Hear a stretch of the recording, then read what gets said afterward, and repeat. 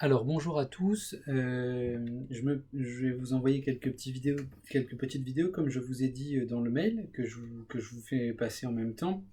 L'objectif est de vous accompagner pendant ce temps où nous n'allons pas nous voir au lycée, mais où je vais essayer de faire mon possible pour qu'on puisse continuer à travailler ensemble sur le programme d'HLP, de philosophie, et puis en même temps qu'on ait quelques contacts, à la fois sur des questions que vous vous posez, ou bien sur des devoirs, des petits écrits, des petits exercices écrits que je vais vous demander pour qu'on puisse continuer à s'entraîner comme on se l'était dit jeudi dernier. Alors l'objectif de cette vidéo est de faire un bref rappel, un bref retour de ce que l'on disait la fois dernière et de vous proposer de lancer la suite du travail, à la fois du cours et en même temps la suite des exercices, parce que vous allez voir que on va fonctionner de cette manière-là, on va fonctionner par échange de mails et de vidéos dans lesquels je vais essayer de vous donner un petit peu de la matière pour travailler, pour écrire, pour avancer. Et de mon côté, je rédigerai soit des messages de réponse, j'enregistrerai des messages vocaux pour répondre à vos questions et puis pour corriger. Alors, nous sommes donc arrivés dans cette partie du cours où l'on s'intéresse au rapport entre les humains et les non-humains, terminologie de Philippe Descola auquel maintenant je fais référence sans le présenter. Et dans ces non-humains, pour l'instant, nous nous intéressons aux animaux. Nous avons dit tout d'abord que la question pouvait être amenée sur le champ du homme-animal. Quelle relation existe-t-il entre l'homme et l'animal? Remarquez déjà qu'on parle de l'animal au singulier. On a vu au début du cours que cette terminologie de l'animal au singulier était utilisée comme une forme d'universel vide. Qu'est-ce que ça veut dire? Ça veut dire que on s'est servi de ce concept d'animal, catégorie universelle pour faire rentrer la plupart des animaux des êtres vivants qui se déplacent, et on s'est servi de cette catégorie pour se définir, nous, êtres humains, en distance et en séparation avec cet être qu'est l'animal. On a vu que dans cette démarche-là de catégorisation de l'animal comme être privé de tout ce que l'homme possède, il y avait deux grands courants qui se dessinaient. Le premier courant vient d'ailleurs un petit peu corriger ce que je viens de dire à l'instant, c'est la théorie d'Aristote. Dans la théorie aristotélicienne, vous avez différentes formes d'âme. Vous vous souvenez, on avait fait ce petit schéma très simple que je vais refaire à l'instant. Aristote se pose la question très simple: qu'est-ce qui distingue ce caillou, cette table, cette chaise, de ces êtres que j'observe, chats, chiens, êtres humains? Qu'est-ce qui distingue ces êtres-là de ces êtres matériels et inertes? Et Aristote répond très simplement, eh bien, le mouvement. Ce qui les distingue, c'est la vie en tant qu'elle est capable d'un certain type de mouvement. Alors vous allez dire, oui, d'accord, mais comment bougent les végétaux? Les végétaux ne bougent pas, bon, ils grandissent un petit peu, pourquoi pas, mais ils ont des facultés qui leur permettent de passer d'un état en puissance à un état en acte. Le végétal est tout d'abord une graine plantée dans un sol, arrosée d'un petit peu d'eau et éclairée par la lumière, puis petit à petit donne naissance à cette plante en acte qui finalement possède toutes les qualités de son espèce. Eh bien, Aristote donc fait cette petite réflexion. Alors je vous le mets ici en rappel. Il y a, on pourrait le distinguer sous une forme de marche, comme ça, vers une forme de supériorité, même si on va voir que ceci pose problème. Il y a donc d'un côté le végétal, enfin au bas le végétal, qui est capable d'un certain nombre d'activités, donc notamment la nutrition et la reproduction. Je renote ça, même si vous l'avez dans le diaporama que je vous transmets en même temps que cette vidéo. Vous avez d'autre part ce qu'il va bien falloir appeler l'animal, mais mettons ici les animaux au pluriel, cette fois-ci pour sortir de notre problème, qui ont exactement comme le végétal, plus autre chose, qui est ce qu'Aristote appelle le mouvement local. Ils sont capables de se déplacer dans l'espace. Enfin, vient l'homme, Qu'est-ce que je constate quand j'observe un homme? Qu'il est capable des mêmes fonctions que le végétal, des mêmes fonctions que l'animal, et en plus qu'il est capable d'une certaine fonction, la fonction intellective, c'est-à-dire la pensée. Nous avons donc ici trois catégories d'âme. La première, l'âme végétative. La deuxième, l'âme animale, même si même si cette expression n'a pas beaucoup de sens, puisque animal vient du latin anima.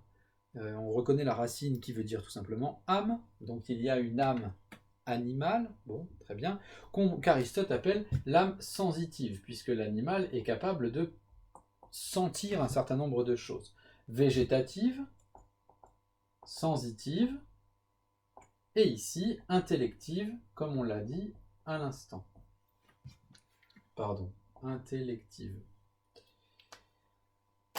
Cette répartition des êtres vivants en fonction de la notion d'âme, qui vous le voyez n'a rien de spécifiquement religieux, c'est simplement un principe de mouvement dans l'être qui explique, qui rend raison en tout cas de sa différence avec le caillou, avec ce qui est inerte.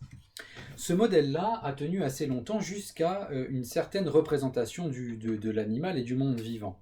Cette représentation, nous l'avons travaillée dans le texte de Descartes, dans la lettre au marquis de Newcastle, et de 1647, et puis d'autre part, j'ai indiqué à certains qu'il existait aussi sur Internet, ça se trouve très facilement, la lettre de Descartes à un autre de ses correspondants, Morus, du 5 février 1649, où Descartes essaye de montrer qu'en réalité, il ne faut appeler, donc cette fois-ci je mets en rouge Descartes, il ne faut appeler âme que ceci.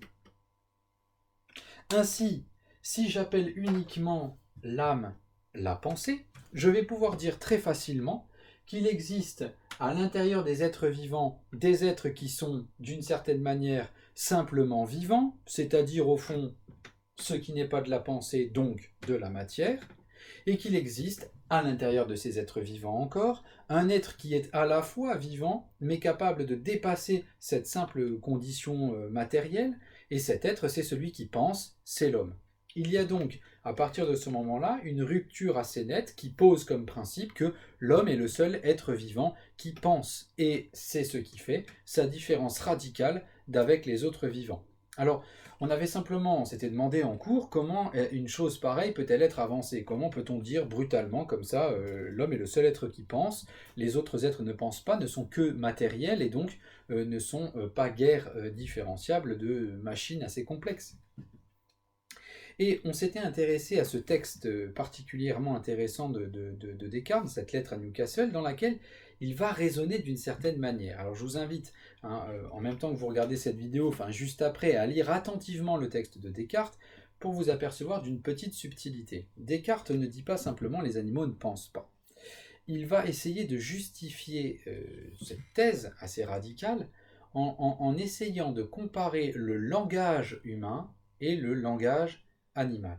Plus exactement, le langage humain est ce qu'il va falloir appeler la communication animale. Certes, l'animal communique, et cela ne fait de doute pour personne. Mais ce que veut dire Descartes, c'est que même lorsqu'il emprunte quelque chose qui le fait se rapprocher du langage humain, il ne le fait en réalité que pour qualifier, désigner un certain nombre de choses liées à ce que Descartes appelle ses passions. Qu'est-ce que sont ces passions? Eh bien, ce sont tout simplement les mouvements qui consistent, les mouvements de l'être vivant, qui consistent à aller vers ce qui lui fait plaisir ou ce qui lui donne du bien, ou vers, par exemple, de la nourriture, mais encore aller vers une femelle pour le cas d'un mâle, ou un mâle pour le cas d'une femelle en vue de l'accouplement, une simple caresse pour un animal de compagnie, un chat, un chien. Toutes ces petites choses que nous interprétons comme des désirs chez l'animal, au sens plus humain du terme, il faudrait trouver un autre terme, des volitions, des expressions de leur volonté consciente. Tout ceci, dit Descartes, peut être ramené simplement à un mécanisme qu'il s'agirait de comprendre simplement par les lois de la physique, puisque ce sont des êtres matériels, donc les lois de la matière. Bien. Ce qui nous intéresse ici, c'est donc l'argument, on va dire, que prend Descartes dans sa démonstration, puisque l'animal n'est pas capable de parole, c'est-à-dire que ces paroles ne désignent pas autre chose que son corps, que les besoins de son corps, que ses passions qui sont des passions du corps, alors il n'y a pas de parole dans l'animal, hein, pour l'animal, capable de rendre compte d'une pensée. Et ceci, donc tout ça on l'a dit en cours, hein, mais ceci à la fin du texte prend une dimension particulière. Deux arguments sont donnés par Descartes à la fin du texte.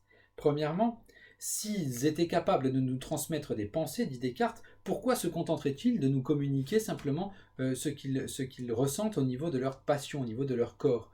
Pourquoi, s'ils étaient capables de penser, ne s'intéresseraient-ils pas à une manière de nous communiquer cette capacité de penser? Premier argument. Deuxième argument, enfin, si l'on accorde à un animal, comme par exemple nous avons l'habitude de côtoyer des chiens, des chats, etc., ces animaux de compagnie, si nous sommes capables d'accorder à leur regard larmoyant, à leurs cris de détresse, à leur grognement de colère, etc., des sentiments qui ne sont pas simplement des passions du corps, mais qui sont également le fruit d'une pensée travaillée, réfléchie, alors, dit Descartes, il n'y a pas de raison pour le refuser à tous les animaux. Et au fond, c'est l'intérêt de la liste des animaux qui arrive à la fin de l'extrait que je vous ai donné. L'accorder au chien, c'est l'accorder à l'huître. L'accorder au chat, hein, c'est l'accorder à la limace. Or, il nous paraît beaucoup plus complexe, voire pour Descartes impossible, d'accorder une telle chose à des animaux aussi faiblement expressifs que ces êtres vivants-là. Ces deux arguments vont donc confirmer cette thèse que l'animal ne pense pas parce que ne parle pas, et en réalité ne parle pas parce qu'il ne pense pas, hein, c'est comme dans ce sens qu'il faudrait dire les choses. Et ce deuxième point sur lequel on s'est arrêté va donner naissance à une troisième catégorisation plus moderne, hein, qu'on va notamment trouver chez des philosophes du XXe siècle, XIXe, XXe siècle. On l'a notamment chez un philosophe qui s'appelle Heidegger, dont je vous ai mis une citation pour vous montrer à quel point cette thèse est présente, hein, cet héritage cartésien est présent, par rapport à l'animal bien évidemment. C'est lorsque va entrer un petit peu dans le vocabulaire cette idée qu'il existe des simples vivants, les animaux, et opposé à ces simples vivants, des existants, nous, les êtres humains. Que veut-on dire par là et qu'est-ce qu'on peut mettre derrière ce terme d'existant chez Heidegger? C'est très compliqué, mais je vais dire quelque chose de très simple ici. Les simples vivants, que sont-ils? Eh bien, ce sont des êtres qui accomplissent ce que leur nature fait d'eux, tout simplement. Qui accomplissent ce pourquoi ils sont déterminés par leur nature. Voilà. Une plante ne sera que ce qu'elle peut être déterminée génétiquement. Un chien, un chat de la même manière. L'homme, quant à lui, échappe à ce déterminisme de la nature. Il faudrait même se demander s'il existe véritablement une nature humaine qui dépasse sa condition biologique. Quelle serait-elle, cette nature? Eh bien, précisément, c'est le fait d'exister, hein, c'est être un existant. Être un existant, dans ce sens-là, veut dire, pour Heidegger, être capable de donner du sens, de la signification à l'environnement qui nous entoure. Être capable, en un seul mot, d'avoir un monde. C'était le point du diaporama sur lequel je voulais insister, hein. L'animal, en ce sens, n'a pas de monde parce qu'il ne donne pas de sens, parce qu'il ne produit aucune signification quant à l'environnement quant aux objets, hein, qui l'entourent, c'est-à-dire à son environnement. L'homme seul est capable de donner du sens. Alors vous voyez à quel point cette opposition radicale, hein, entre l'homme qui a un monde, parce qu'il est existant et parce que finalement il pense, étant doué de langage, va trancher contre cette autre partie, hein, du monde, qui est le monde des animaux, des êtres vivants, des non-humains animaux en quelque sorte, hein, qui n'ont pas de monde parce qu'ils ne peuvent pas donner de sens, car ils n'ont pas de pensée, précisément, ils n'ont pas de langage en même temps. Alors, cette séparation, hein, sur laquelle je voulais terminer la fois dernière, va évidemment donner naissance à de nombreuses réflexions en éthologie aujourd'hui. Donc l'éthologie, c'est cette discipline qui étudie le comportement des animaux dans leur milieu. Et je vous ai mis dans le mail que je vous ai envoyé un lien vers une petite présentation d'un documentaire Arte où précisément on s'intéresse au langage humain. Alors moi, ce que j'aimerais que vous fassiez pour la suite, c'est que vous essayez de rédiger un bref paragraphe, hein, format un paragraphe, hein, c'est-à-dire pas l'introduction avec la problématique, et pas non plus un deuxième paragraphe qui viendrait... Non, juste un paragraphe, une dizaine de lignes, expliquant comment ce que vous voyez dans les travaux de l'éthologie contemporaine, ou qui sont retranscrits un petit peu hein, dans le reportage Arte que je vous ai montré, comment ces travaux essayent de dire quelque chose de différent de cette thèse-ci, essayent de montrer les limites d'une conception telle que Descartes, puis Heidegger, etc. l'ont pensé. Et j'aimerais bien que vous fassiez ce travail de comparaison, et en même temps de chercher quelque part la limite à ce type d'argumentation-là, moderne, hein, c'est-à-dire à l'argumentation de la science contemporaine et de l'éthologie. Alors, pour être bien clair, parce que je ne sais pas si j'ai été très clair ici, vous avez dans le mail une vidéo qui indique les travaux d'éthologues contemporains qui vont un petit peu se porter contre hein, cette représentation cartésienne, hein, celle de Descartes, c'est-à-dire l'association, la dissociation, hein, la séparation, la discontinuité totale entre l'homme et l'animal. Ce qui m'intéresse, c'est premièrement, quels arguments vous trouvez qui vous semblent aller contre la thèse de Descartes, puis celle de Heidegger, et deuxièmement, quelles limites vous voyez à cette approche et quels risques vous voyez à cette approche. Il est bien évident que tout ceci, tout ce questionnement, nous intéresse au plan métaphysique, c'est-à-dire au plan de la nature de l'animal et de l'homme, mais il nous intéresse, et il est important de trancher cette question, pour examiner ensuite les conséquences morales et politiques, hein, relativement à, par exemple, notre agir avec les animaux, les tuer, les manger, pas les manger, et également politique, leur attribuer des droits ou pas leur attribuer des droits. Ces deux questions, morales et politiques, ne trouveront de sens que si d'abord nous éclairons la première question, qui est la question métaphysique. Hein. Qu'est-ce qu'un animal ? Que sont les animaux par rapport aux êtres humains? Cette question, donc, c'est celle sur laquelle je vous demande de travailler maintenant. Je ferai une deuxième vidéo hein, pour essayer d'approfondir un peu le reste du cours. Je vous conseille simplement de vous concentrer sur la première partie, le grand A du cours, et la petite vidéo que je vous envoie, ça suffit largement. Voilà. Je vous souhaite un bon travail et je vous dis à très bientôt.